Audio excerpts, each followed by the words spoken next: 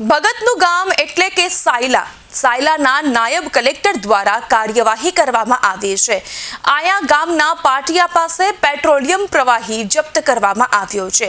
આકસ્મિક રેડ કરી લાખો રૂપિયાનો મુદ્દામાલ જપ્ત કરાયો છે। 3 ટાંકા સાથે મુદ્દામાલ સીઝ કરાયો। બાંધકામ કરી ટાંકાને સંતાડી રાખવામાં આવ્યો હતો। 38,71,500નો મુદ્દામાલ જપ્ત કરી લેવામાં આવ્યો છે। હોટલના માલિક સામે પણ કાયદેસરની કાર્યવાહી હાથ ધરાઈ।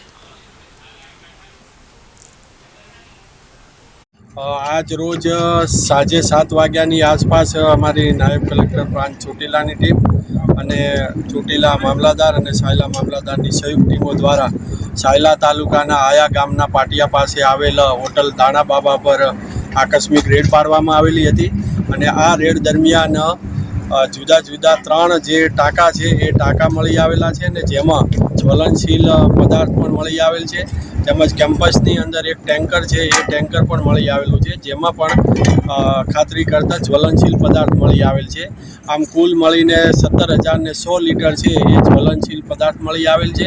તેમજ 3 ટાંકા અને ટેન્કર જેના મુદ્દામાલની કિંમત અંદાજિત 38 લાખ રૂપિયા થાય છે। આ તમામ મુદ્દામાલને હાલ સીઝ કરવામાં એટલે કે જપ્ત કરવામાં આવેલ છે।